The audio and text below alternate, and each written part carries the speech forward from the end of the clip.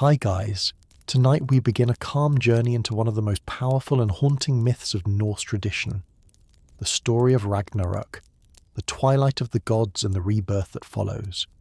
It is a tale of fiery battles, collapsing worlds, and the quiet promise that even in destruction there is renewal.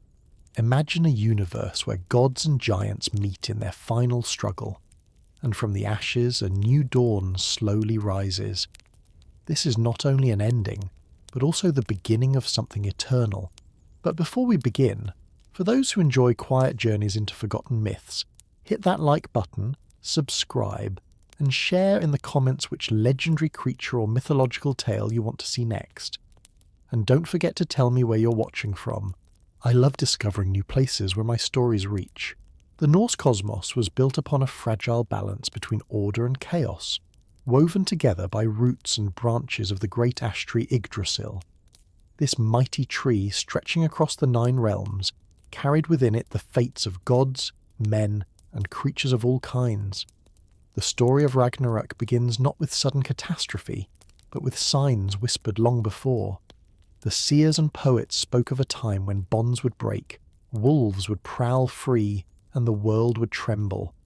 These omens, called the Fimbulvetter, or the Great Winter, were not sudden storms, but a chain of endless cold seasons. Snow would fall without ceasing, winds would bite through every home, and no summer would follow to bring warmth. For 3 long winters, humankind would endure famine, strife, and despair.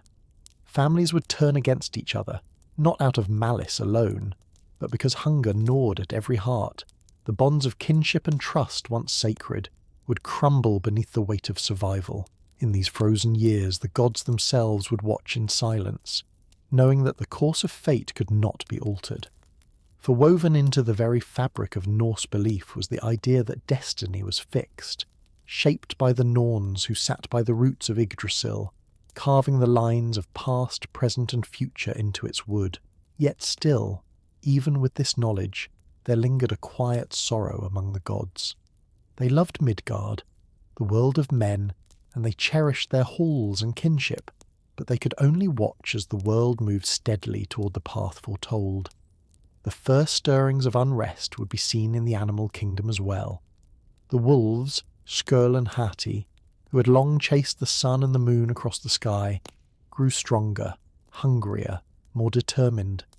Each day their pursuit grew bolder, their snarls louder, their shadows longer, and the gods knew that one day soon the wolves would succeed, swallowing the sun and the moon, plunging the world into darkness. Not far behind, the great serpent Jörmungandr stirred in the depths of the sea. Its coils were vast, encircling the entire world, and when it moved, the oceans themselves heaved and roared. The shaking of the earth and the rise of the waters would one day signal that its time had come to rise from its watery prison.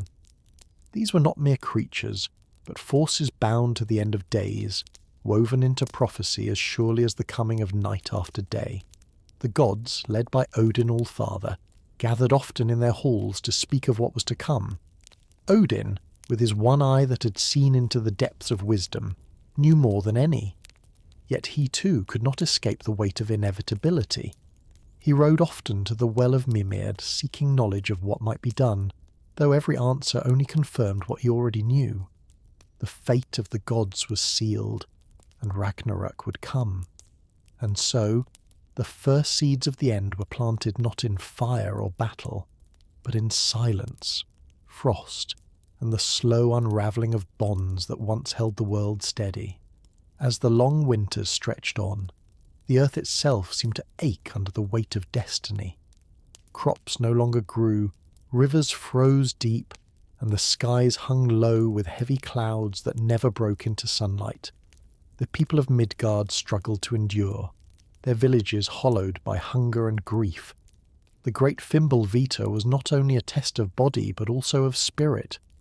Trust gave way to suspicion, friendship to rivalry, and the bonds that once held clans together shattered into pieces. The skalds had sung of this time for generations, warning that the world would not end in a sudden blaze but would first be drained of warmth, hope, and loyalty. This unravelling was the prelude to the storm, In Asgard, the gods walked their halls with heavy steps. Though immortal, they were not untouched by the sorrow of watching Midgard fall into despair. Odin, seated high upon his throne in Valaskjalf, looked out across the 9 realms with the aid of his ravens, Hugin and Munin. Each day the birds flew far and wide, gathering news of every realm. They returned with tales of famine, wars among men, and beasts stirring in the shadows. What Odin heard confirmed what his heart already knew. The path to Ragnarök was unfolding exactly as the prophecies had foretold. Thor, ever bold and restless, gripped his hammer Mjolnir tightly. He was not one to wait quietly for fate. His spirit longed for battle, for action against the encroaching chaos. Yet even he understood that no strike of his hammer could shatter destiny itself. He would fight when the hour came, but until then, he could only bear the tension that filled the golden halls of Asgard. Elsewhere, Loki grew more distant, his eyes glimmering with secrets unspoken. Once a companion and trickster among the gods, his heart had twisted with resentment and betrayal. He had fathered monstrous children, each bound to the doom of the world. The wolf Fenrir, the serpent Jörmungandr, and the half-shrouded Queen of Hell. Each of them would play their role when the end arrived, and though the gods had tried to bind and banish these beings, prophecy had decreed their return. The first great sign would come not from the land or sky, but from the breaking of bonds thought unbreakable. Fenrir, vast and terrible, had been chained by the gods with the magical fetter Gleipnir, forged by dwarves from impossible things, cat's footfall, fish's breath, a mountain's root. For long years the wolf had strained against his bindings, his jaws snapping at those who dared approach. At Ragnarök, it was said, those bindings would shatter and Fenrir would walk free. His hunger would be unending and his eyes would burn with fire. His very breath would scorch the earth, and he would seek vengeance against Odin who had deceived him into capture. At the same time, Skirl and Hati, the wolves who hunted the skies, would finally succeed in their endless chase. They would devour the sun and the moon, plunging the cosmos into blackness. Without their light, the world would fall into shadows deeper than any night known before. Stars would fade, the air would chill, and the 9 realms would quake with fear. In Jotunheim, the land of giants, the rumble of footsteps began to echo as ancient enemies stirred. Their king, Surtur of Muspelheim, prepared his flaming sword. Bright as the sun itself, his blade would one day sweep across the world, leaving only ashes behind. The giants had waited through the ages, and now their hour was nearly upon them. The signs were no longer whispers. They had become the drumbeat of an inevitable march toward the twilight of gods and the ruin of all realms. Yet even within this growing storm there remained a quiet stillness, a fragile pause before the clash of destiny and the final battle to come. The silence before the storm was heavy, as if the entire cosmos held its breath. Yggdrasil, the great world tree, trembled at its roots. The Norns continued their endless task by the well of Urd, weaving the threads of fate, yet their hands shook more often now, as though even they felt the nearing collapse. From the lowest realms to the shining halls of Asgard, the sense of waiting pressed down like a weight no one could escape. Beneath the earth, in the cold and shadowed realm of Hel, the dead stirred. Hel, the daughter of Loki, ruled over this silent kingdom, her face half beautiful and half decayed, a mirror of life and death entwined. She had long been cast away by the gods, but now her gaze turned upward, sensing that her time too was approaching. When the bonds of the world broke, her legions of the forgotten would rise to march beneath her banner, swelling the forces of chaos. In Midgard the seas grew restless. Fishermen whispered of great waves rising suddenly, of waters that seemed to roll with anger rather than wind. Deep below, Jörmungandr, the serpent who encircled the world, shifted in its slumber. Each movement of its vast body stirred the oceans, and each rise of the waves foreshadowed the day it would rise fully. The people of the coast prayed to Thor, protector against the serpent, but their prayers could not alter what had been foretold. In Asgard, Odin walked often to Mimir's well, seeking fragments of wisdom. He knew he would face Fenrir, and that his death had already been written. Yet he searched for guidance, not to escape, but to understand the meaning hidden within the cycle. He had sacrificed his eye for wisdom once, and now, in the shadow of doom, he leaned upon that sacrifice more than ever. The gods gathered often in council. They spoke of preparations, of weapons, of fortifying their halls, but deep within each heart was the knowledge that none of these would prevent the end. Their valour was not meant to save themselves, but to meet their fate with courage, to leave a mark of defiance against the inevitable. The great horn Gjallarhorn rested in the hands of Heimdall, the ever-watchful guardian of Bifrost. He stood tall at the rainbow bridge, eyes fixed upon the horizon, ears sharp to every sound. It was said that when he blew the horn, its call would echo through all realms, announcing that Ragnarök had truly begun. Each day he waited, calm yet ready, knowing his breath would one day shatter the silence. The creatures of the 9 realms also felt the gathering dread. Eagles flew restlessly in the skies, wolves prowled closer to villages, and even the mountains groaned as if alive. The balance of the world was shifting, and every being, great or small, sensed it. Yet still, the end had not come. The air was charged with anticipation, but the final spark had not yet been struck.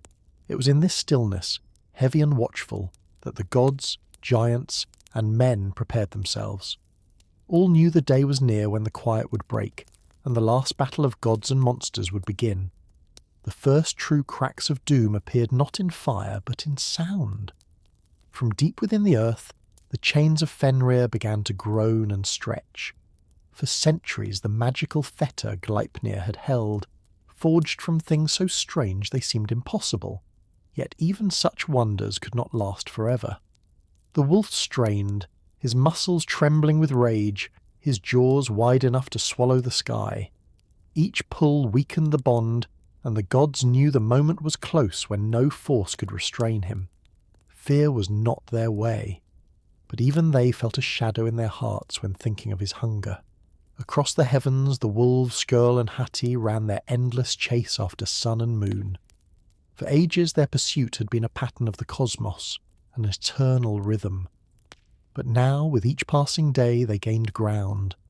The fiery chariots of sun and moon wavered, their light dimming as if the wolves' breath already touched their flames. When at last the chase ended, the sky would darken beyond recall. Jörmungandr too stirred more violently. Fishermen were swept away by sudden waves, and entire shores trembled when its coils shifted. The sea smelled of brine and thunder, a taste of what was to come when the serpent rose to meet Thor. Each omen was another stone laid on the path toward Ragnarök. The gods gathered in Gladsheim, their great hall, to look upon one another and speak of courage. Odin's voice was steady, though sorrow weighed behind it. Thor clenched his hammer, eager but grim. Frey, who had once traded away his great sword for love, kept silent, knowing he would face Surtur unarmed. Balder, the Shining One, was gone from their midst, slain by Loki's treachery, and even his absence was a wound that made their strength less whole. Loki himself remained bound, tied with the entrails of his son, venom dripping above him, his screams shaking the caverns. Yet his bonds too would one day fail. When the ground shook and the seas roared, he would walk free, leading the forces of fire and frost against the gods who had cast him down. In Jotunheim, the giants sharpened their weapons. In Muspelheim, Surtur's blade burned brighter, a sun of its own waiting to sweep across the worlds. The 9 realms felt the weight of coming battle, though still silence lingered. It was the silence before the horn, before the roar, before destiny itself broke open. Every heart, mortal and divine, knew the stillness could not last. Soon the Gjallarhorn would sound. The stillness shattered when Heimdall, guardian of the Rainbow Bridge, at last lifted the Gjallarhorn to his lips. Its call rang out so loudly that no realm could ignore it. The sound travelled through mountains, seas, and skies, waking every being from their waiting. Men dropped their tools, animals froze mid-step, and the gods rose in their halls, for they knew that what they had dreaded and prepared for had now begun. The horn's echo rolled into Hell's domain, where the dead stirred at their queen's command. Hell herself, half fair and half shadow, smiled coldly as her legions rose. Their steps shook the ground, and their eyes burned with the emptiness of those who had nothing left to lose. They marched toward the surface, ready to join the chaos above. In Muspelheim, flames erupted as Surtur stepped forward. His sword blazed with a light that rivaled the sun, though the true sun was now dimming under the jaws of the sky wolves. With each stride, Surtur's fire spread, and the barriers between realms weakened. He would lead his host across Bifrost, and the bridge itself, brilliant and fragile, would crack beneath their weight. In the seas, Jörmungandr uncoiled fully for the first time since the world's beginning. Its body churned the waters into mountains of waves, drowning coastlines and shattering ships as if they were twigs. Lightning struck the waves, and the serpent's roar echoed with thunder, calling Thor to his destined foe. Fenrir's moment also came, his fetters breaking apart like threads in a storm. His jaws stretched wider, flames spilling from his breath. With each step he took, the ground quaked and forests fell. His hunger was aimed at Odin himself, for he longed to devour the All-Father and end the line of gods who had once bound him. In Asgard, the gods armed themselves. Odin donned his golden helmet and carried his spear Gungnir, whose aim never failed. Thor raised Mjolnir, lightning flashing in his grip. Frey mounted his boar, though sorrow weighed on him, knowing he had no sword to meet Surtur's fire. Heimdall, horn still in hand, drew his blade, waiting for the enemy who was both his brother and his doom, Loki. From every realm the armies began to march. Giants, monsters, and the dead gathered in waves, their shouts rising with the crackle of fire and the crash of waves.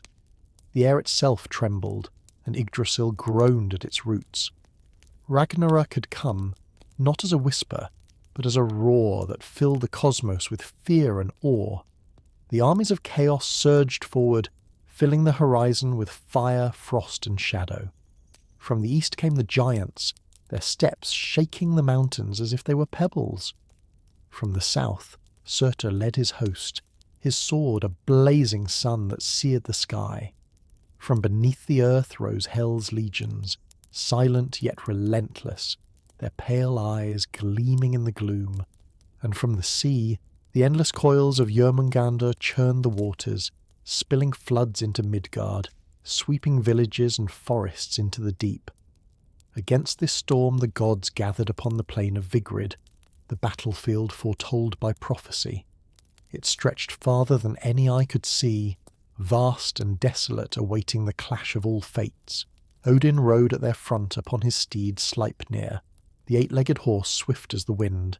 His spear Gungnir gleamed, steady in his hand, though within his heart he knew this was the day his thread would end.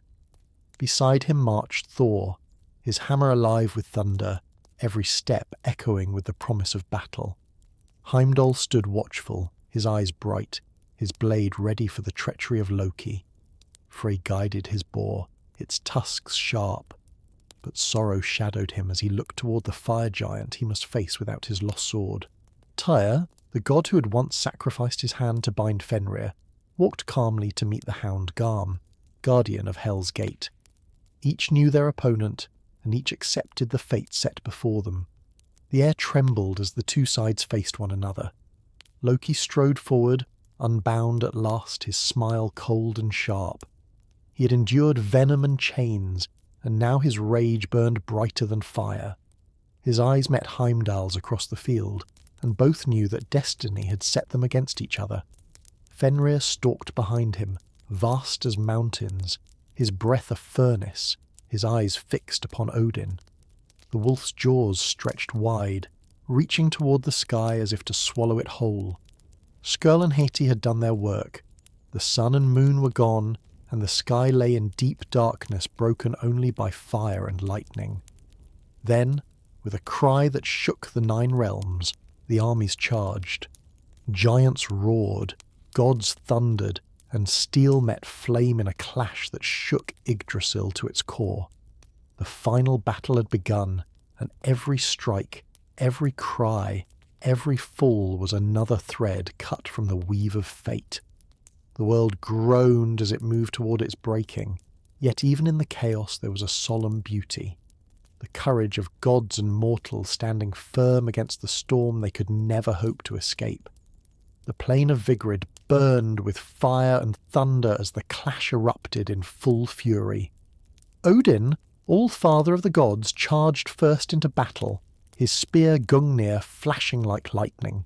Around him rode the Einherjar, the honoured dead from Valhalla, warriors who had trained and feasted for this very day. Their voices rose in unison, a war cry that echoed through the smoke and fire, yet none carried the illusion of victory. They fought not for survival, but for honour, to stand firm in the final hour. Fenrir met Odin head-on, his body vast enough to block the horizon. The wolf's breath scorched the ground, his jaws dripping flame and darkness. Odin thrust his spear with unerring aim, striking true, yet the beast did not falter. With one terrible lunge, Fenrir swallowed Odin whole, fulfilling the prophecy that had long weighed upon the All-Father's heart.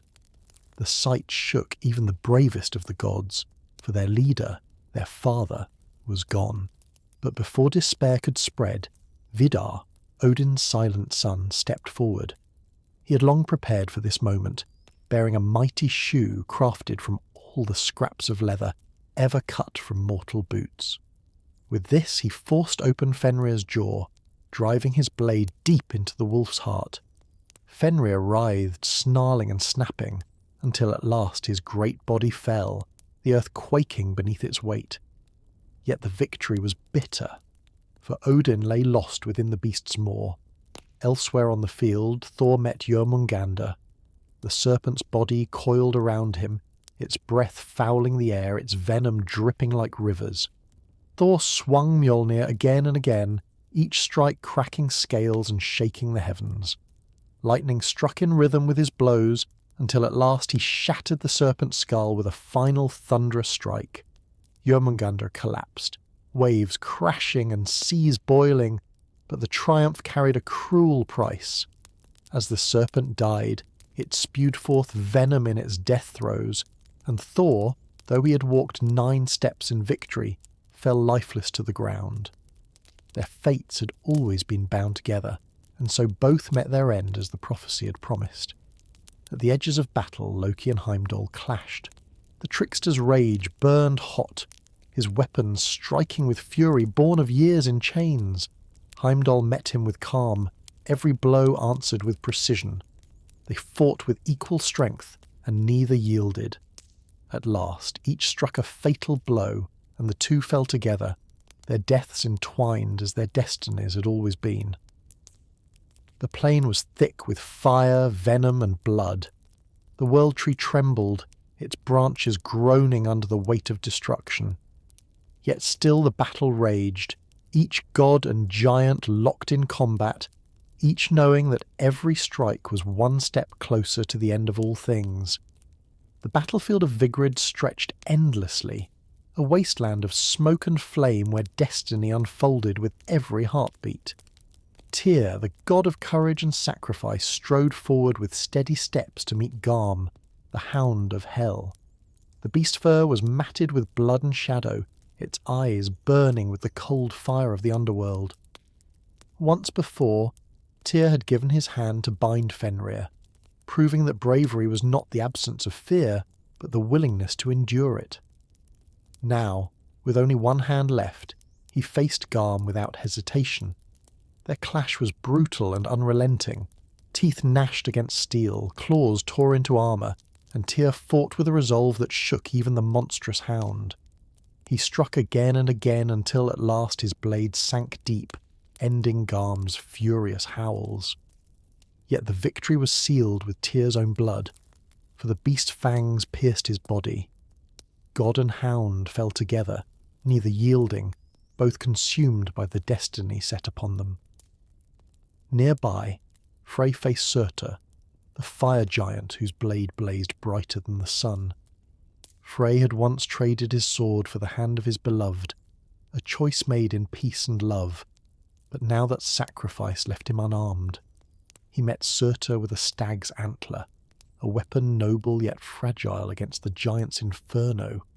They clashed in a storm of flame, each strike ringing with finality.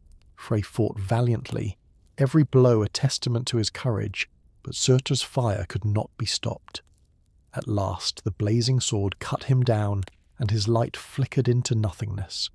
Surtur raised his weapon to the sky, and flames leapt higher than mountains, scorching the very heavens.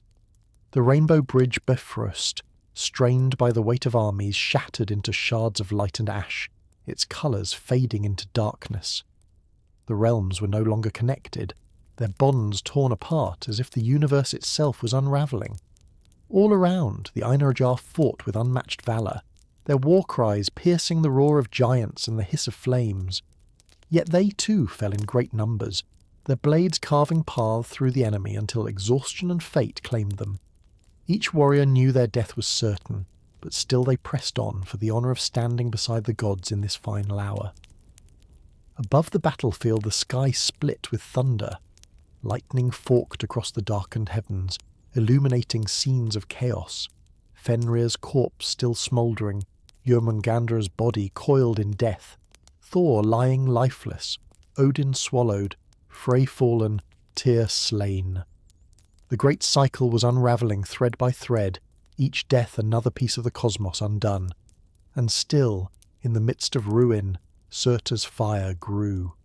His blade was the torch that would soon ignite the final flames of the world, consuming all that remained in a sea of heat and ash. Yet even as destruction neared its height, whispers of renewal lingered, faint and fragile, hidden within the storm of endings. The plain of Vigrid was now a furnace, flames and shadows twisting together until sky and earth seemed to merge. The gods had fallen one by one, their deaths marking the turning of an age. Thor's hammer lay still beside his body, its thunder silenced. Odin's spear was gone with him into Fenrir's moor. Frey's boar wandered without a rider, and Tyr's blood mingled with that of the hound he had slain. Around them the giants pressed forward, relentless and towering, their roars shaking the foundations of the world. Yet though the gods fell, their children rose. Vidar, the silent son of Odin, stood tall among the ruins. With his mighty shoe he had already slain Fenrir, and now he lifted his sword, leading those who remained of the Aesir with calm resolve. Beside him stood Vali, another son of Odin, swift and fierce, his arrows finding their mark even as the enemy surged endlessly. These younger gods bore the weight of their father's fall, not with despair, but with quiet determination. For they knew that even as the old was ending, their strength carried the promise of what might yet be born anew. The battle roared on, but the end was no longer distant. Surtur raised his flaming sword high, and the fire leapt beyond the battlefield. Mountains cracked and rivers boiled. Forests burst into flame, their trees shrieking as they split apart. Midgard's villages, already broken by flood, now turned to ash under the heat of Muspelheim's fire. The seas frothed as Jörmungandra's body sank, poisoning the waters with its venom, turning them black as night. The sky itself seemed to collapse, stars fading as though swallowed by the same wolves that had devoured sun and moon. Yggdrasil groaned at its roots, its branches shuddering as if the weight of the cosmos were too great to bear. The Norns, who had carved fate into its wood since time unremembered, now fell silent. Their threads had reached their end, and the loom itself threatened to snap. Surtur's flames spread wider still, until there was no corner of the 9 realms untouched. The halls of Asgard crumbled, their golden roofs falling into ruin. Jotunheim shook, its mountains splitting apart. Even Hel's domain was lit by fire, shadows dissolving into embers. The rainbow bridge was gone, and with it the ties that bound the worlds together. All that had been was now unravelling. Yet even in the height of ruin, whispers endured. Some said that two humans, Lif and Lifthrasir, hid within Yggdrasil, nourished by its dew, waiting for the fire to pass. Others whispered that new gods, born of the old, would one day step into the silence. The fire raged, but within its heart there lingered not only destruction, but the first faint breath of renewal, fragile and unseen, waiting to emerge from the ashes. Flames swept across every horizon, and still Surtur's sword burned brighter, as if it drew strength from the very act of consuming. Mountains collapsed into rivers of molten stone, seas boiled into clouds of steam, and the 9 realms fell together into ruin. Yggdrasil shook violently, its roots cracking, its branches shedding sparks that rained like meteors. The animals of the tree, Ratatoska the squirrel, the great eagle above and Nidugga gnawing below, scattered or clung in terror as the living axis of the universe trembled. Yet even as the cosmos burned, a strange calm began to spread among those few who still drew breath. Vidar, Vali, and the younger gods fought on, but they felt the tide turning. They knew Surtur's fire was not merely flame, it was the cleansing that had always been promised. The world could not continue in its broken form. It had to be destroyed for life to begin anew. And so they did not despair as others had, but stood in quiet defiance, meeting the flames with the dignity of their fathers. In Midgard, humanity's end seemed certain, yet hidden deep within the shelter of Yggdrasil's branches, Lif and Lifthrasir endured. They had found refuge in Hodmimir's wood, where the tree's life-giving dew nourished them through the fire and smoke. They whispered to each other of hope, clinging to the promise that when the flames faded, they would step into a world reborn. For even in the darkest hour, the myth had always carried this seed of renewal, that humankind would not vanish, but would return to walk beneath the sun once more. The skies above were torn apart, clouds devoured by flame, stars falling like sparks into the abyss. Skirl and Hati, having devoured the sun and moon, vanished into the shadows they had created.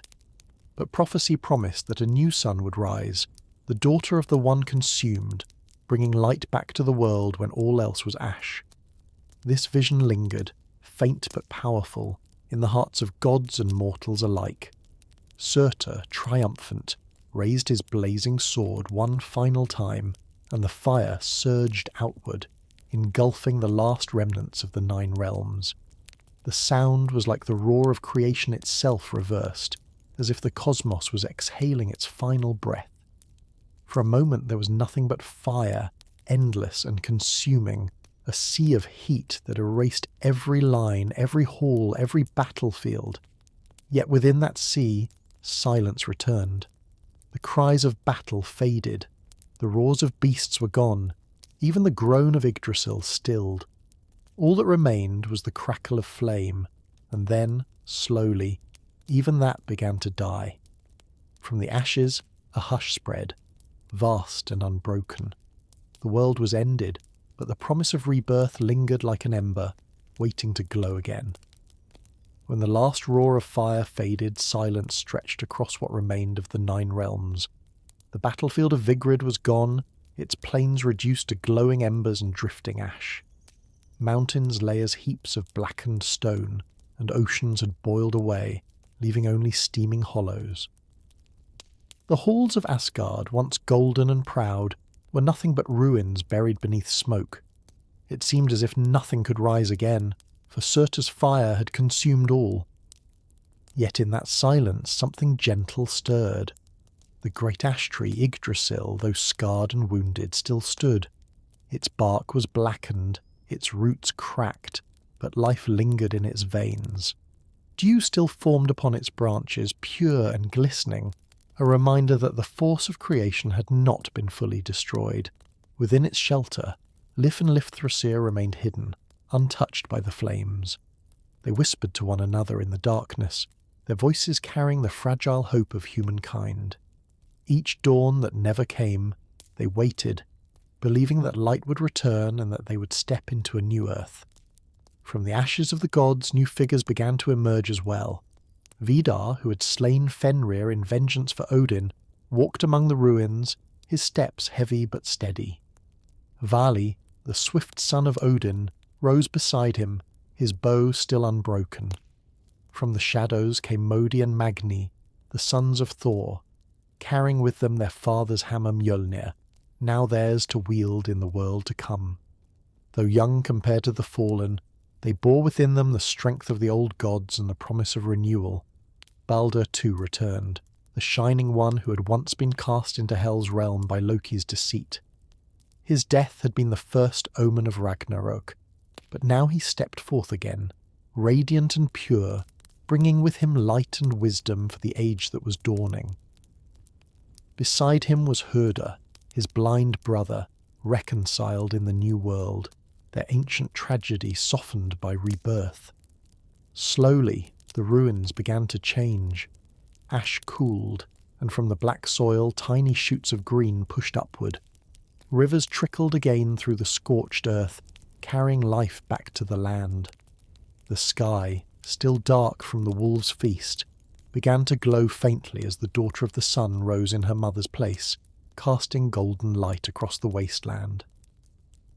The air, once heavy with smoke and venom, grew fresh, touched by the song of birds returning to the branches of Yggdrasil. It was the first dawn of the reborn world, fragile but real. From death had come life, from ruin came renewal. Ragnarök had ended, but its purpose was clear, to clear the way for beginnings that could not exist until the old had passed. The reborn sun cast its first gentle rays over the land, illuminating a world reshaped by fire. Where once the battlefield of Vigrid stretched endlessly in smoke and ruin, now green began to break through black soil. Small blades of grass rose defiantly, followed by wildflowers coloured brighter than any seen before. The rivers, newly freed from venom and ash, sparkled in the morning light, carrying clarity and renewal across valleys that only days earlier had been drowned in fire. Birds returned, their wings cutting through fresh air, their songs delicate yet strong, filling the silence with life once more. From the branches of Yggdrasil, life's dew dripped into the earth, awakening seeds that had slumbered beneath layers of frost and flame. The tree, scarred but standing, remained the axis of the cosmos. Its roots still reached into wells of wisdom, and its branches stretched toward the heavens, carrying with them the memory of what was lost and the promise of what was to come. Within its shelter, Lif and Lifthrasir finally emerged from Hodmimir's wood. Their eyes adjusted slowly to the golden glow of the new sun. They saw not the ruins of Midgard as it had been, but a land refreshed and ready for their steps. They drank from the dew of Yggdrasil, their strength renewed, and from them the human race would begin again, humble yet enduring. Meanwhile, the gods who had survived or returned gathered upon the fresh earth. Vidar and Vali stood side by side, their faces solemn, carrying the memory of Odin and the weight of his legacy. Modi and Magni, with Mjolnir now theirs to wield, raised the hammer skyward, its lightning flashing not in destruction, but in celebration of life restored. And from Hel's realm, Balder and Herda walked together, their reconciliation a symbol of peace for the new age. The bitterness and sorrow of their past deaths had dissolved. In their return was the hope of harmony that had once seemed impossible. They were greeted by the younger gods with reverence, for Balder's radiance shone like the sun itself, a guiding light for the reborn world. As the gods looked upon the fresh horizon, they felt a profound shift. No longer were they guardians of an old order doomed by prophecy. They were now stewards of a new beginning, free from the chains of fate that had bound their forebears. The Norns, silent since the fire, had not yet spoken again. Perhaps their loom was broken, or perhaps they had chosen to let the new world grow unbound by prophecy. Whatever the truth, the future now lay open, unwritten, shaped not by inevitability, but by choice. And so, in the calm after fire, gods and humans alike stood upon a reborn earth, carrying memory and loss, yet also hope and promise. The cycle of death had closed, and the circle of life had opened once more. The new dawn unfolded slowly, as if the world itself needed time to remember how to breathe again. The air no longer carried the acrid scent of smoke, but was fresh, touched with the sweetness of green shoots and running streams.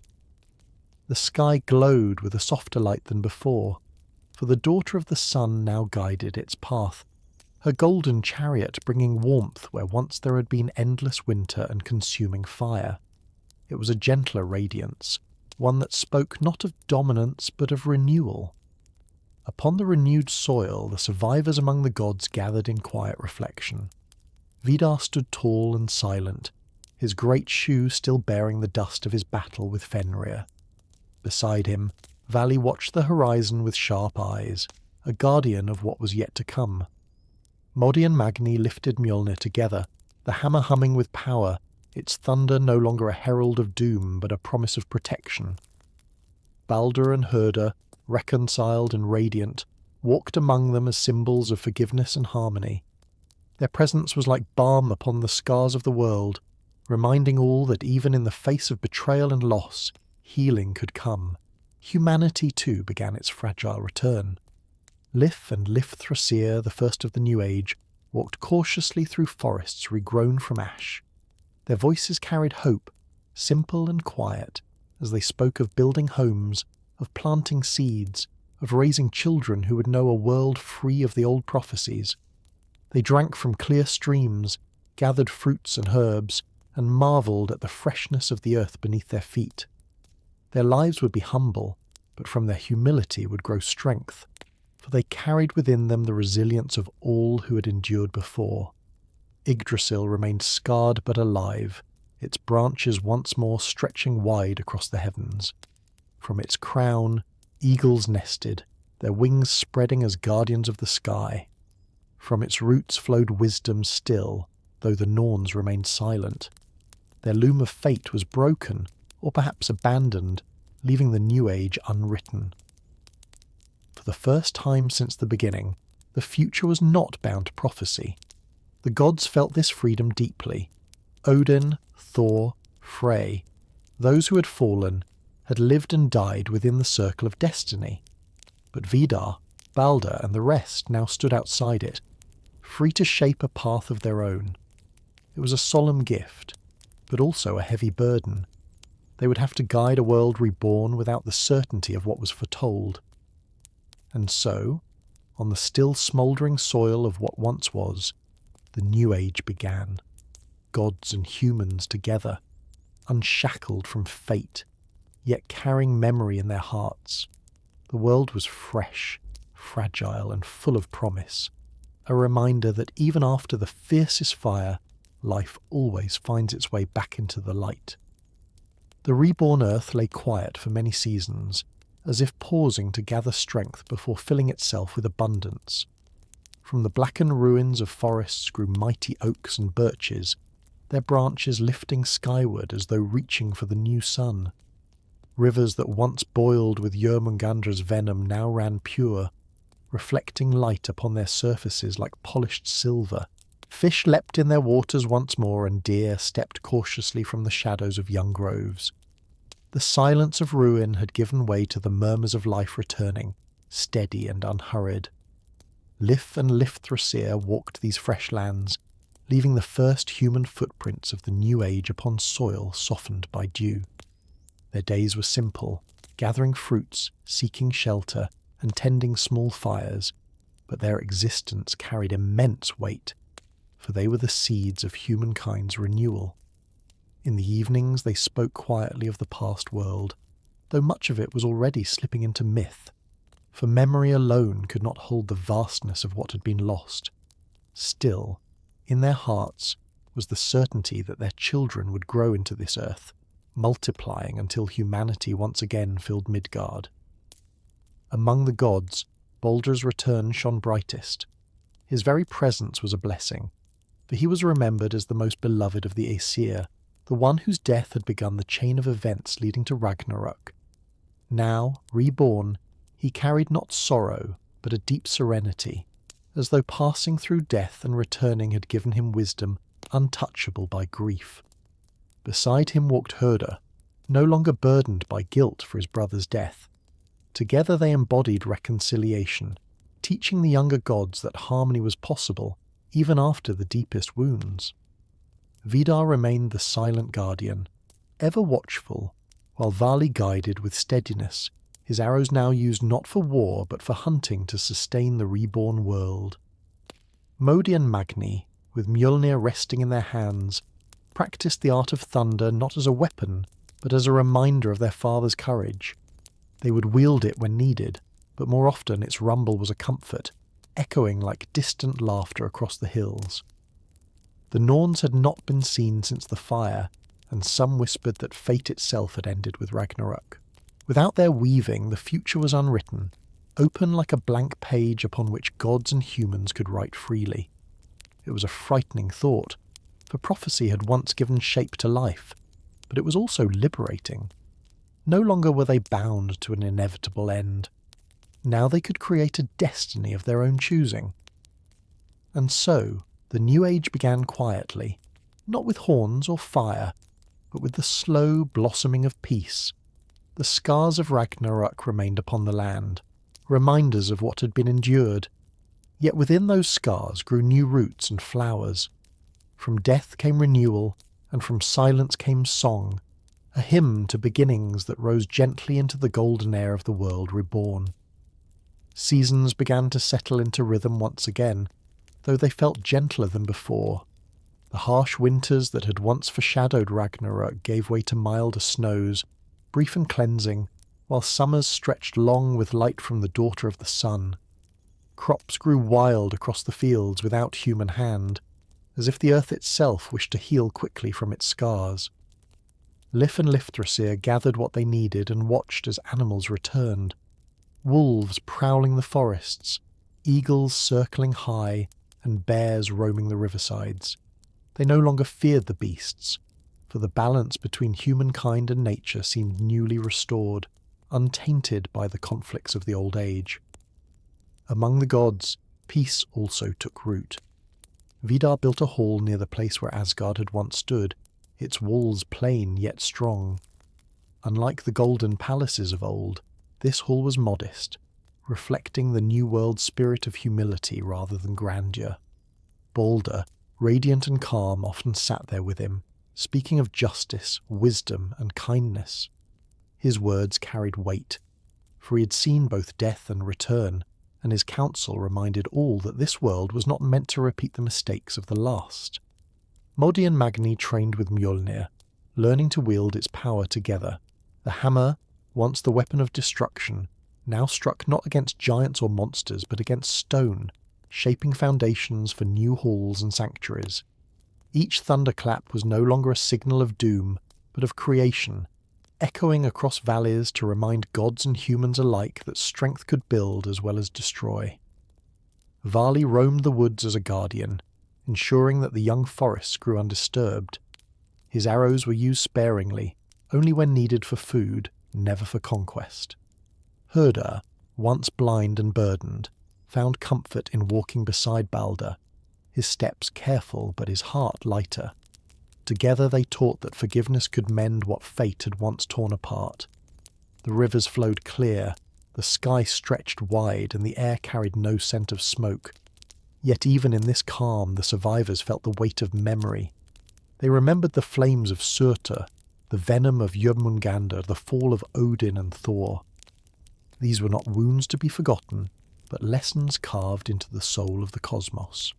The gods understood that their task was not simply to live, but to guide, to protect, and to nurture the fragile world entrusted to them.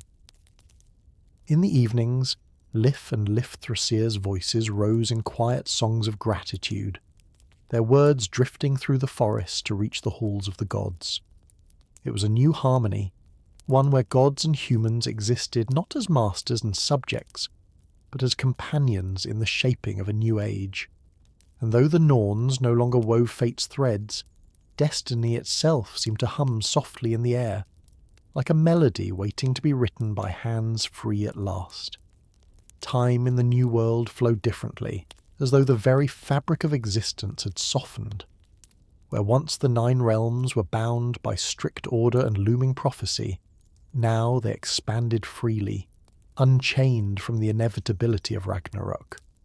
The air was lighter, the light itself warmer, and even shadows seemed less threatening, carrying only rest instead of fear.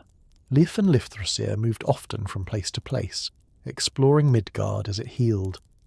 They found valleys where streams trickled gently, caves filled with crystals glowing faintly, and fields where wild grain bent under the wind. Each discovery reminded them that they were the first witnesses to a reborn Earth, charged with passing its beauty on to their children. Their footsteps became the foundation of humankind's future paths. In the realm of the gods, harmony deepened.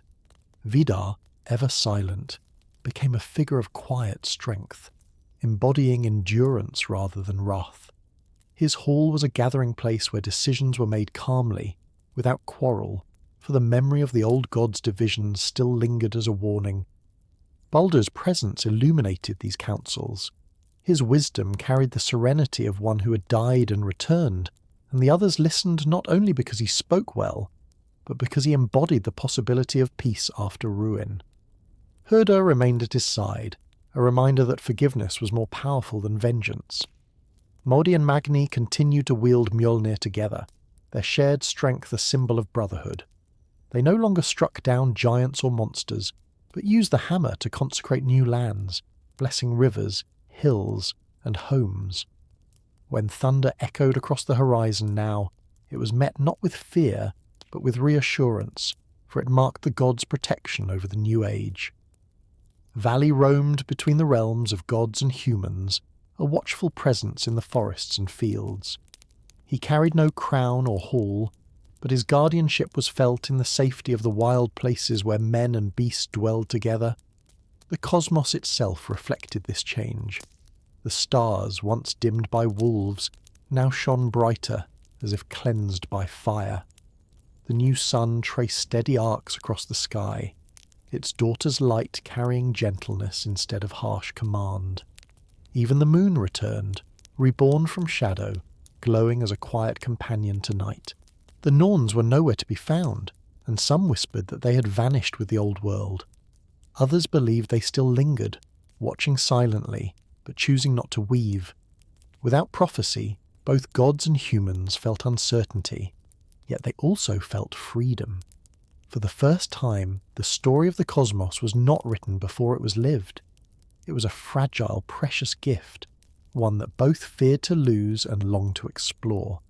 And so, the new age unfolded, not with battles or chains of fate, but with the simple rhythm of life, growth, peace, and the quiet hope that what had been destroyed would never again return. The forest thickened as the years of the new age passed, their branches weaving green canopies that whispered in the wind.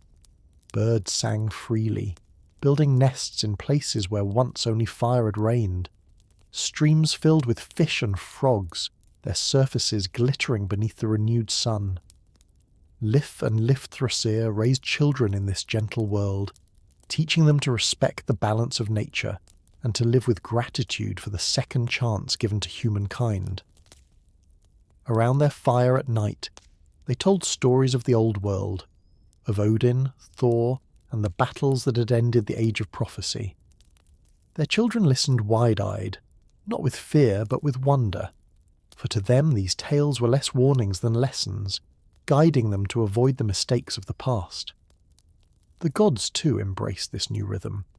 Baldur often visited Midgard, walking among the humans not as a distant ruler but as a guide. His presence inspired calm, his voice soft yet full of meaning. Herder accompanied him, their brotherhood a living symbol of reconciliation. Together they spoke to the people of justice, mercy, and harmony, weaving bonds between divine and mortal that felt closer than in any age before. Vidar remained the protector, his silence commanding respect. He did not seek worship, but his presence reassured all who saw him, for he was the one who had endured the wolf and carried his father's memory. Modi and Magni travelled far, blessing new settlements with the might of Mjolnir. When storms rolled over Midgard, people no longer hid in fear. Instead, they stood in the rain, smiling, for they knew the thunder meant the gods remembered them. Vali roamed the wilderness, ensuring no threat disturbed the fragile harmony. He was seldom seen, but hunters often found tracks in the soil, evidence that their guardian had walked near. Above all, the absence of the Norns lingered like an open sky. With no threads binding destiny, every decision carried new weight. The gods felt it in their councils, the humans in their daily choices. Freedom brought both opportunity and uncertainty, yet both embraced it. No one knew if another doom would one day rise, but all knew they were no longer fated to repeat the cycle. Yggdrasil, though scarred, grew stronger with each season. Its roots reached deep into the reborn earth, and its branches stretched wider, carrying birds and beasts that spread across the world. In its shade, peace blossomed, and in its shadow, memory remained. Ragnarök had ended the old order, but in the quiet years that followed, the world began to believe that perhaps this time the cycle of destruction had truly been broken. As generations passed, the children of Lif and Lifthrasir grew into strong communities, building simple homes from wood and stone, learning the rhythms of farming, hunting, and storytelling. They looked upon the gods not with the distant awe of old, but with closeness, for Balder and Hyrda often walked among them, speaking kindly and reminding them of the fragile gift they carried. These early villages knew hardship, yet it was hardship softened by gratitude, for every sunrise felt like a miracle after the long shadow of Ragnarök. Fires burned in hearths, not in destruction, but in warmth and gathering. Songs filled the air, praising not power, but the beauty of renewal. The gods themselves began shaping the new order gently. Vidar oversaw the building of a modest hall, not of gold like Valhalla, but of wood and stone, strong and humble. There the gods met to guide the balance between themselves and humanity. Balder's wisdom became central, for he spoke with clarity born from death and return. He urged compassion over conquest, harmony over rivalry, teaching that the strength of this new age lay not in weapons but in unity. Modi and Magni wielded Mjolnir as brothers, its thunder now a blessing. They travelled across Midgard, lifting the hammer toward the sky to call down rain for crops, or striking stone to help shape tools and shelters. Mortals cheered when storms rolled in, for they knew it was not doom but nourishment, the gods lending their might to ensure survival. Vali remained the watchful wanderer, his bow slung across his back, protecting forests and rivers. Hunters whispered that when they strayed too far or threatened the balance of the wild, they felt unseen eyes upon them, guiding them back to restraint. Yggdrasil thrived once more. Its branches carried new nests, its roots held fast in the deep soil, and its leaves shimmered like emerald fire in the sunlight. Yet its scars did not vanish. They remained as dark ridges along its bark, reminders of the fire and venom that had nearly destroyed it. The gods and humans alike saw these scars as sacred, for they taught that endurance could birth strength. And though the Norns remained absent, the sense of freedom deepened. Children grew up hearing not of unavoidable fate, but of choices yet to be made. They were taught that destiny was no longer carved by others, but shaped by their own hands. It was a heavy truth, yet it filled their lives with purpose.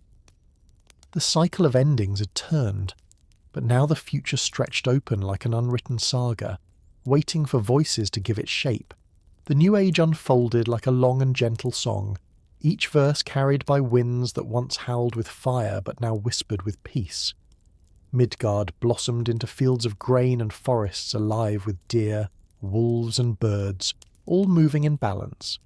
The children of Lif and Lifthrasir spread across valleys and mountains, shaping homes with wood from living trees, never taking more than the earth could give. They learned to honour the cycles of growth and rest, planting seeds with reverence, knowing their survival depended on harmony with the land. Stories of Ragnarök were passed from fireside to fireside, not as fearful warnings but as sacred lessons. They told of Odin's sacrifice, Thor's final battle with the serpent, and the courage of gods who stood against fate itself. These tales were the foundation of their values, reminding each generation that strength without wisdom brings ruin, but courage joined with care can preserve the world.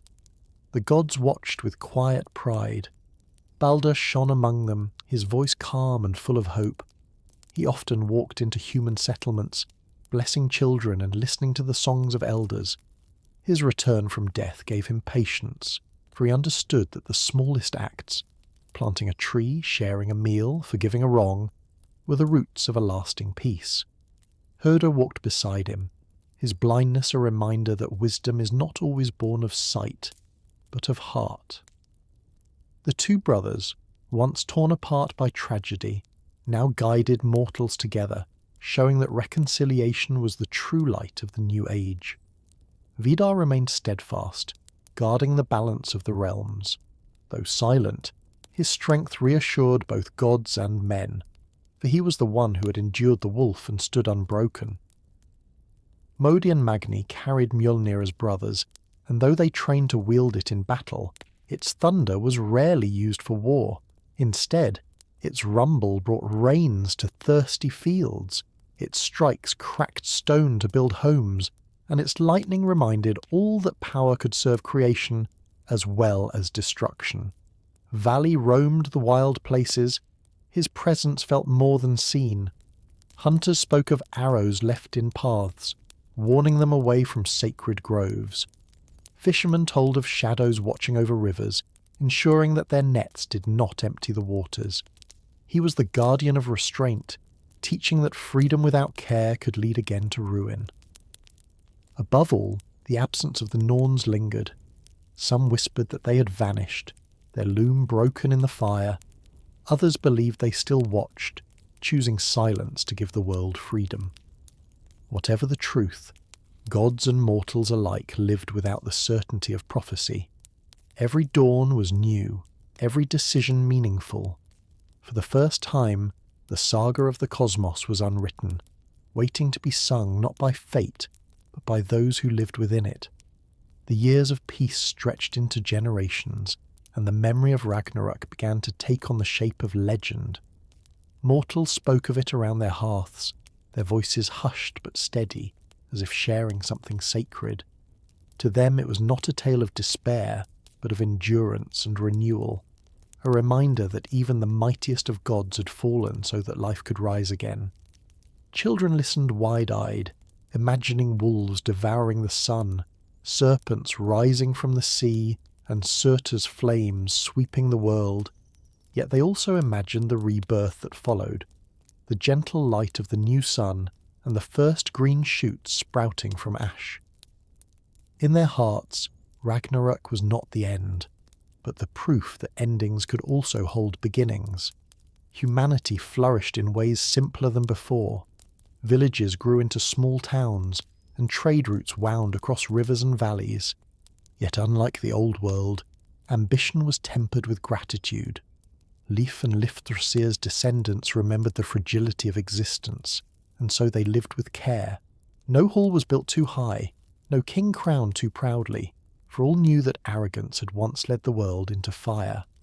Their leaders were chosen for wisdom rather than power, and their strength lay not in armies, but in the bonds of kinship and respect. The gods remained close, not distant rulers in shining halls, but companions and guardians. Balder walked often among the people, teaching them the value of justice and compassion. His presence was like sunlight after rain, gentle, steady, and warming. Herder accompanied him, his blindness reminding all that sight alone does not reveal truth. Together they embodied forgiveness, a lesson humanity carried into its daily life. Vidar's hall stood as a symbol of resilience, its plain walls stronger than any palace of gold. Here the gods gathered in council, not to rule with decree, but to ensure harmony between themselves and mortals. Modi and Magni shared Mjolnir, their voices often heard in laughter as they trained together. When storms rolled over Midgard, mortals no longer trembled. Instead, they smiled. for they knew thunder was not a threat but a blessing. The rain that followed nourished crops, and the hammer's echo reminded all of the gods' protection. Vali continued his wandering, a guardian of wild places. Though seldom seen, his unseen presence shaped human behaviour. Fishermen returned some of their catch to the rivers, hunters took only what was needed, and woodcutters left sacred groves untouched. It was said that to forget these acts of balance was to feel the shadow of Vali upon one's shoulder, a silent reminder that freedom without respect could bring ruin once more. Above all, the freedom of an unwritten fate marked this age. Without the Norns, destiny was no longer bound to prophecy. Each day carried new weight, for choices shaped the future in ways no one could predict. Gods and mortals alike lived not with fear of doom, but with reverence for the unknown. The world had been given back to them, not as a cycle repeating, but as a gift fragile and rare. And so the new age grew strong, nourished by memory, guided by humility, and lit by the gentle light of a sun born from loss. In the quiet centuries that followed, Midgard ripened into a land of balance. Fields of golden grain waved gently in the wind, forests stood thick with pine and birch, and rivers carried silver threads across valleys where towns now blossomed. Humanity, though still young in its renewal, grew in wisdom through the memory of fire and ash. They carved no empires, raised no towers higher than the trees, for they remembered the ruin brought by pride. Their strength lay in community, in songs shared at night, in work shared by day, and in reverence for the fragile balance that had given them life again. Leif and Lifthrasir's descendants multiplied, spreading across the land, each generation carrying forward the stories of their first parents and of the gods who had endured Ragnarök. These stories were more than legends. They were teachings, reminders that even the greatest power must bow to the cycles of nature and time. And yet, unlike the age before, there was no sense of inevitability hanging over their lives. The people understood that fate was now unwritten, that each choice carved the path of tomorrow. The gods remained close, never distant from the lives of mortals. Balder, radiant and wise, continued to walk among humans, listening to their joys and sorrows. His words were gentle, often more questions than answers, guiding people to find wisdom within themselves. Herder, ever at his side, spoke less but carried depth in his silence.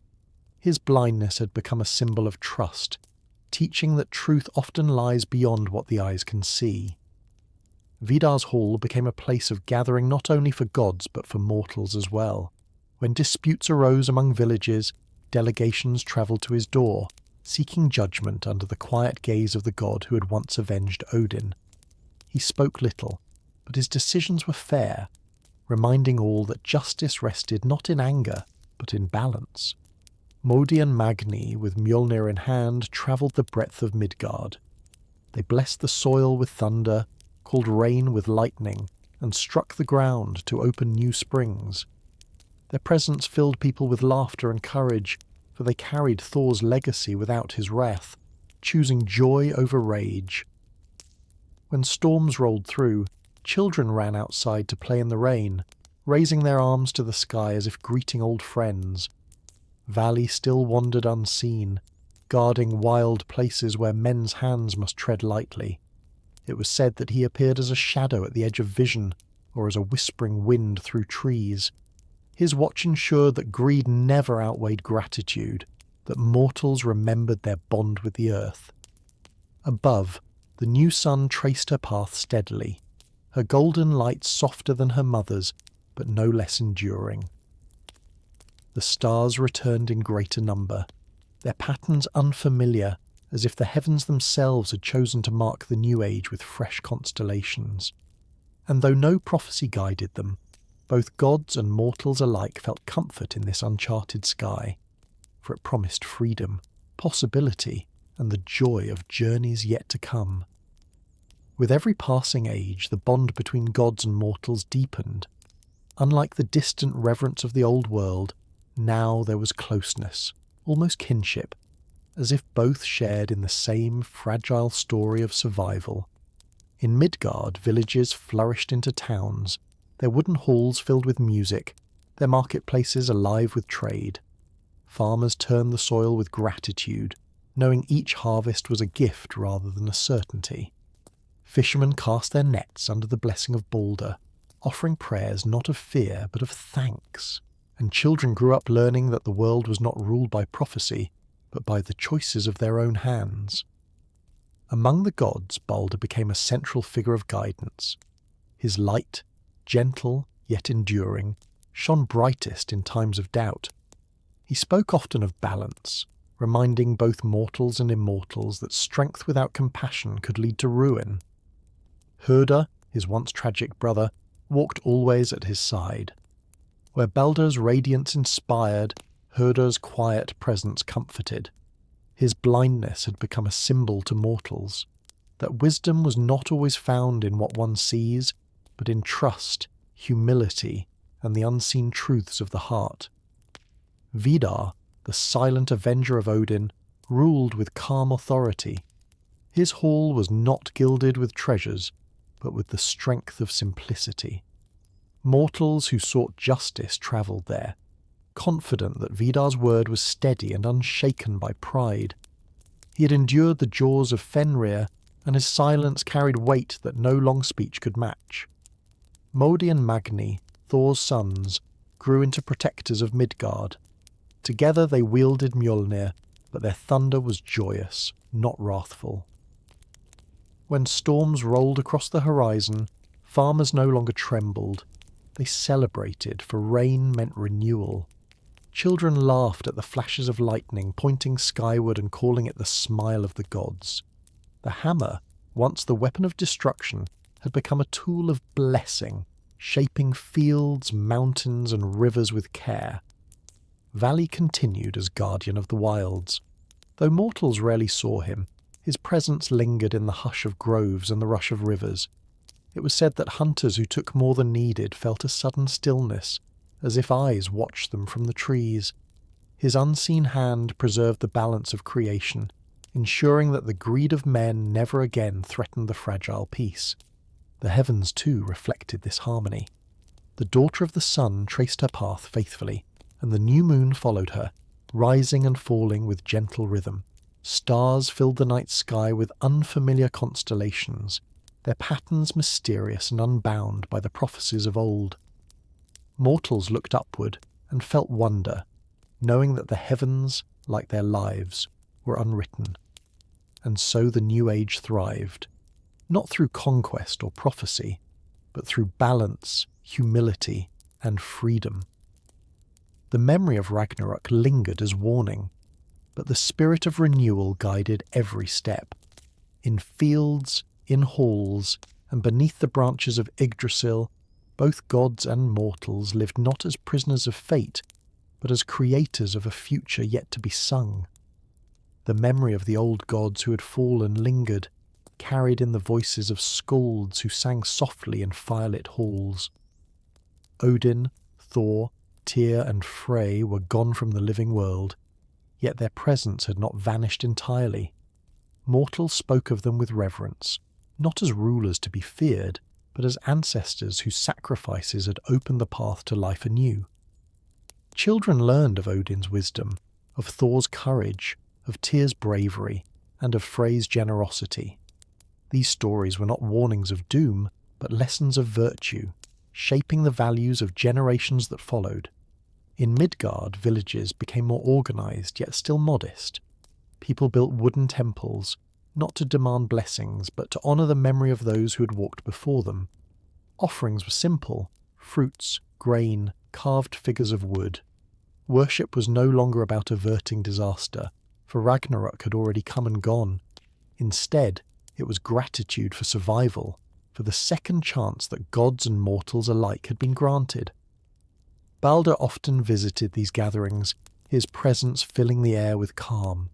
His smile was gentle, his words patient, and he taught that true strength was found not in conquest, but in kindness. Herder, by his side, reminded them that even mistakes as great as his could be forgiven, that reconciliation was the greatest gift of the new age. Together they represented light and shadow, harmony and acceptance. Vidar's hall became a place of judgment and wisdom, a steady foundation for both gods and men.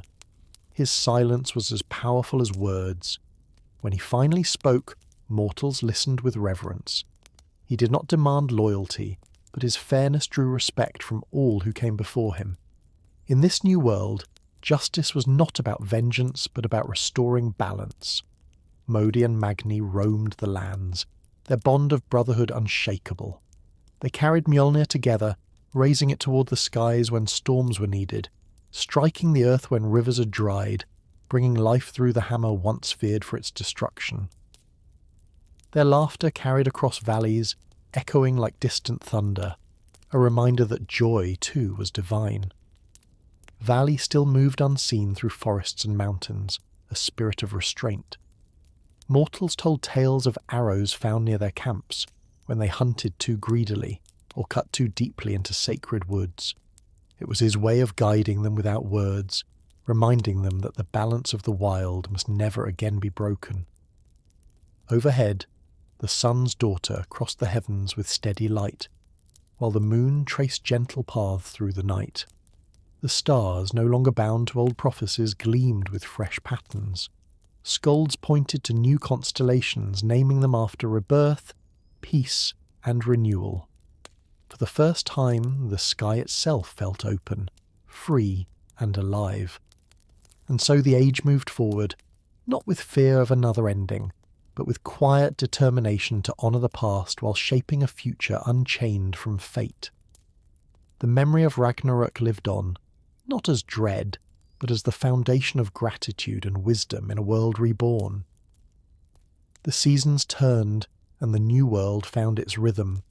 Spring brought blossoms that painted valleys with colour, summer ripened fields heavy with grain, autumn filled stores with fruit and honey, and winter came softly, no longer with endless fury, but with quiet snow that rested upon the land like a blanket. Humanity thrived within these cycles, learning once more to live in harmony with nature rather than in defiance of it. They built villages near rivers and forests, never expanding too far, for they remembered the lessons of destruction and the fire that once consumed all.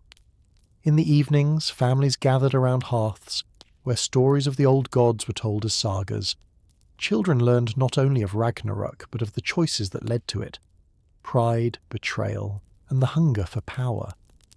These tales became more than memories. They were guides, shaping the way mortals lived.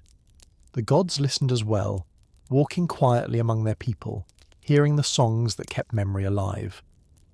Baldur became a teacher of wisdom, not through command but through presence. His very being inspired calm and compassion, and mortals often sought him for guidance in times of conflict. Beside him, Herdra reminded them that darkness too had a place, that blindness did not mean weakness, and that forgiveness could turn even the deepest sorrow into peace. Vidar continued as guardian of justice. His hall welcomed both gods and mortals when disputes arose, and his silence was often enough to still arguments. When he finally spoke, his words carried the weight of stone, unshakable and fair. His leadership was not loud but steady, a pillar in the fragile new age. Modi and Magni, sons of Thor, carried on their father's legacy with laughter and thunder. When storms rolled over Midgard, children ran into the rain with joy, shouting that the brothers were near. Farmers blessed the hammer for rain that fed their crops, and its crackle in the sky was heard as a promise of protection. Where once thunder had been a warning of war, now it was a song of life. Vali remained a shadow in the wilderness, his unseen hand guiding mortals away from greed. Fishermen who took more than they needed often found their nets mysteriously empty. Woodcutters who cut too deeply into forests heard arrows whistle into the trees, never striking them but always reminding them that the balance of the world must be preserved. Overhead, the daughter of the sun traced her course faithfully, her golden light warming the earth. At night the moon's glow softened the darkness, and the stars shone brighter than before, scattering new constellations across the heavens. Mortals gave them names that spoke of hope, renewal, harmony, the tree reborn. Without prophecy, the skies were no longer signs of doom, but maps of dreams yet to come. And so, the world lived quietly, remembering Ragnarök not with fear but with reverence. The fire that had ended the old age had also cleansed it, and from those ashes grew a life more balanced, more grateful, and more free than any that had come before. As centuries passed, the reborn world continued to flourish, each generation adding its voice to the great song of renewal. Villages grew into thriving communities, their halls filled with laughter, music, and the smell of fresh bread. Fields stretched wide with golden crops, rivers sparkled with silver fish, and forests stood tall as guardians of balance. Humanity had not forgotten the fire and ruin of Ragnarök, yet they carried its memory not as fear but as wisdom. Every feast, every harvest festival, began with words of gratitude to the gods and to the earth, a reminder that life was a fragile gift, not a guarantee. The gods themselves lived among mortals more freely than in the old age. Balder walked their paths often, sitting at tables sharing bread and listening to songs sung in his honour. His presence was gentle, a living light that brought comfort wherever he stepped. Herder, though quieter, inspired courage. His blindness taught mortals that one could walk with trust even when the road was unseen. Together they became symbols not of distant power but of kindness and resilience. Viddar's hall became a place of gathering for all, its wooden beams strong but humble. Here disputes were resolved, councils held, and justice rendered. Mortals respected his silence, for they knew his voice. When heard, spoke only truth. His memory of slaying Fenrir lived not as vengeance but as an act of balance, a reminder that even in destruction there could be purpose. Modi and Magni carried Mjolnir with pride, but they wielded it with care. Its thunder called rain when fields thirsted, and its lightning broke rock to carve new paths through mountains. When children heard thunder, they no longer hid in fear but shouted with joy, believing the gods were smiling upon them. The hammer's roar was no longer a sound of war, but of blessings falling from the sky. Vali remained the silent wanderer of the wild, watching unseen. His presence was felt in the hush of groves, in the sudden stillness of a river, in the tracks of a deer that seemed to appear at the perfect moment. Mortals spoke of him in whispers, knowing that greed in the forests or cruelty to the earth would invite his quiet judgment. He was not a punisher, but a guide, reminding them that freedom without restraint was as dangerous as fire without control. Overhead, the daughter of the sun continued her steady path, her golden light softer than her mother's, yet just as enduring. The moon, reborn in calm, cast silver light upon fields at night, and the stars, unbound from prophecy, filled the heavens with endless possibilities. Each new constellation named by mortals told of hope, of love, of journeys yet to come. And so, the memory of Ragnarök lived on, not as a shadow, but as a foundation. From destruction had come rebirth, and from silence had come song. Gods and mortals together shaped a world no longer bound to fate, but guided by choice, balance, and gratitude. The new age grew richer with time, though never in the way of towering empires or endless conquest. Instead, its richness lay in the bonds between mortals and gods, in the balance between earth and sky, in the rhythm of seasons that carried both hardship and joy. Fields swayed golden under the daughter of the sun's light. Forests grew deep and green, and rivers whispered songs that mortals had learned to echo in their own voices. Every festival, every gathering around the hearth, carried gratitude for life preserved through fire. Skalds sang of Odin, Thor, Tyr, and Frey, not with mourning but with reverence. They told of the battles fought at Vigrid, of Fenrir's jaws and Jörmungandra's coils, of Surtur's fire that consumed the world yet cleared the way for rebirth. These songs were the lifeblood of memory, weaving past into present so that no generation would forget the price of their existence. children listened, wide-eyed, and grew with the knowledge that even gods could fall, and that courage lay not in avoiding endings, but in meeting them with honour. Balder shone brightest among the gods of this new world. His words were gentle, his presence calm, and mortals felt their burdens lightened simply by standing in his glow. Beside him, Herder walked with quiet dignity, showing that even shadow had value, for without shadow light loses its meaning. Together they guided mortals with patience, teaching kindness and reconciliation as the foundations of peace. Vidar's hall remained a sanctuary of justice. His silence was his strength, his rare words carrying the weight of stone. Mortals came to him not in fear but in trust, for his judgments restored balance rather than punished. He reminded all that justice was not about vengeance but about maintaining harmony, a lesson carved from the memory of his battle with Fenrir. Modi and Magni carried Mjolnir as brothers, their laughter rolling like distant thunder. When they struck the sky, rain fell upon fields. When they struck the earth, rivers flowed freer. The hammer, once feared as a weapon of destruction, had become a tool of creation, its sound now a hymn of joy. Children danced in storms, their voices lifted in laughter, calling the thunder a gift of the gods. Valley, ever the unseen guardian, roamed the wild places. Hunters who strayed into sacred groves found arrows in the soil before them, reminders to walk with care. Fishermen who took too many from the rivers returned to empty nets, guided back toward restraint. His watch ensured that greed never overshadowed gratitude, that the balance of nature was preserved. Above, the heavens reflected renewal. The sun's daughter lit the days, the moon softened the nights, and the stars stretched wider than before, scattering across the sky in unfamiliar constellations. Mortals traced new patterns, naming them not after doom, but after peace, love, and beginnings. And so the world moved forward, fragile yet strong, shaped not by prophecy, but by choice, built upon the memory of Ragnarök and the promise of never repeating its ruin. The centuries that followed wove a tapestry of quiet strength, each thread bound by memory and renewal.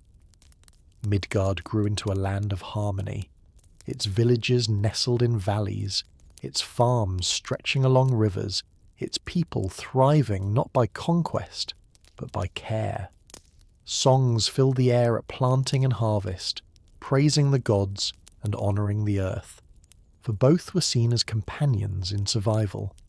The people of this age did not seek to master the world, but to walk gently within it, knowing too well the cost of imbalance. The stories of Ragnarök remained at the centre of their culture. Children were taught not to fear it, but to understand it. The fire of Surtur, the fall of Odin, the last steps of Thor. Each tale carried lessons of humility, courage, and sacrifice. Around hearths, skalds spoke of Vidar's silent strength, of Baldur's return, of the forgiveness between brothers once divided by fate. These were not tales of despair, but of hope, showing that even after the fiercest storm life could bloom again. The gods, too, found their roles in shaping this renewed world. Baldur became the voice of wisdom, his calm words guiding mortals toward kindness and fairness. His presence reminded all that even death could be overcome by light. Herder, walking at his side, embodied trust and reconciliation. Where Baldur brought radiance, Herder brought quiet strength, the assurance that even mistakes as grave as his could be healed in the new age. Vidar presided over matters of justice. Mortals came from distant towns to his hall, where his silence commanded respect. He listened more than he spoke, yet his rare words restored peace. His legacy as Fenrir's slayer was remembered not for vengeance but for balance, a reminder that justice must protect rather than destroy. Modi and Magni carried Mjolnir as symbols of joy. Their thunder was playful as often as it was purposeful. They travelled through Midgard, blessing the soil, calling down rains, and joining in feasts with mortals. When storms rolled across the sky, laughter echoed in villages, for thunder was no longer a threat but a gift. Valley roamed as a shadowed guardian of forests and mountains. His presence was felt in the rustle of leaves, the sudden stillness of rivers, the eyes glimpsed at the edge of vision. Mortals respected the wilds, for they knew Valley watched to ensure that harmony remained unbroken. Above, the heavens shone with freedom. The sun's daughter traced her steady arc. The moon spread its silver glow, and stars gleamed brighter than in any age before. The constellations spoke not of prophecy but of dreams, symbols of peace, love, and beginnings yet to come. And so, gods and mortals walked together in a world no longer chained by fate, carrying memory as guidance and living each day as a choice, shaping a saga that was truly their own. The world reborn continued to unfold with a sense of wonder, as though every sunrise was a gift not to be taken for granted. Fields ripened with abundance, forests grew thick and alive, and rivers carved silver paths through the valleys. Humanity thrived, guided by memory and humility. Leif and Lifthrasir's descendants had multiplied, their families spreading across Midgard, shaping villages and towns where laughter, song and gratitude filled the air. Each generation carried forward the wisdom of Ragnarök, remembering not only the destruction, but also the renewal that followed. In their homes, carved from wood and stone, skulls told the sagas by firelight. They spoke of the old gods, Odin's search for wisdom, Thor's final clash with the serpent, Frey's sacrifice, and Tyr's courage. They sang of the fall of Asgard and the silence after Surtur's fire.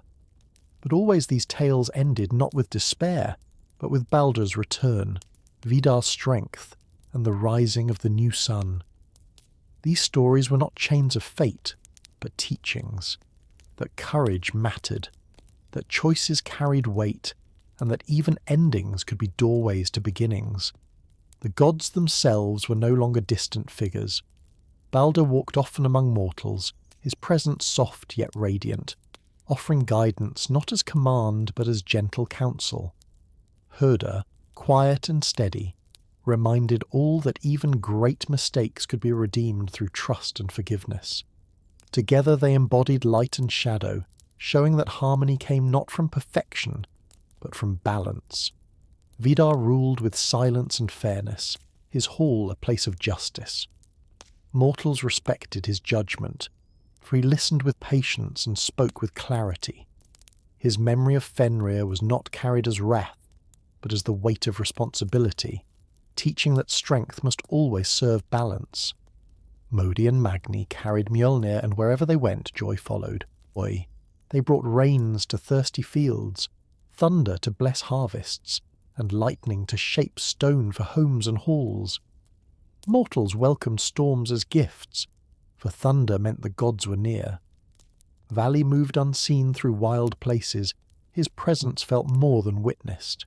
His watchful care ensured that humans treated the earth with respect, taking only what was needed. Hunters who strayed too far into greed found warnings in the form of arrows resting in the soil, silent reminders of balance. Above, the daughter of the sun brought warmth and life, her golden path steady and sure. The moon traced its course with silver grace, and the stars burned brighter than ever, their patterns unbound from prophecy. Mortals gave them new names: peace, renewal, the reborn tree, constellations that reflected hope rather than doom.